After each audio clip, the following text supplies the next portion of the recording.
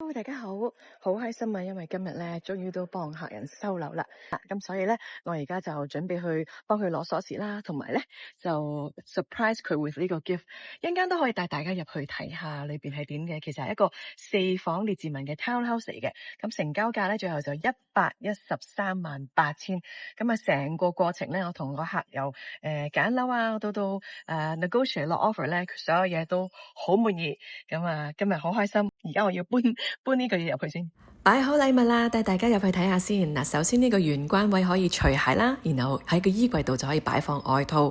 咁呢一層呢，其實好適合唔中意上落樓梯嘅人士嘅，因為嗱已經有一個睡房俾佢啦，同埋亦都有一個洗手間。呢個洗手間呢，已經有浴缸可以沖涼嘅噃。咁呢一層亦都接駁住呢個車房啦。咁我哋再上去睇下先。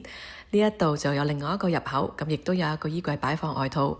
再上去呢個 main room 啦，一上到嚟呢，就有一個好開放、好光猛嘅廚房迎接我哋啦。咁啊個 layout 都係可以好容易擺放到家私啦。左邊可以擺 sofa 同埋電視，而右邊呢度呢，就可以擺飯台。咁我哋由呢一個方向再望翻埋去，其實望到係好光猛、好闊落嘅空間。而裝修呢，亦都仍然保留得好新淨，咁我個客呢都唔使重新再裝修。咁呢一層呢，其實特別在呢，就係個主人房已經喺呢一度啦。咁主人房呢邊有個衣櫃，亦都有一個 walk-in closet。咁亦都有一個係一個套房嚟㗎啦。套房裏邊係一個 double sink 同埋一個 stand-up shower。跟住我哋再上埋去睇啦。咁啊呢一個 townhouse 一共有4個房。咁最上呢一層呢，其實就有2個房嘅。咁洗衣機、乾衣機都係喺最上嘅呢一層。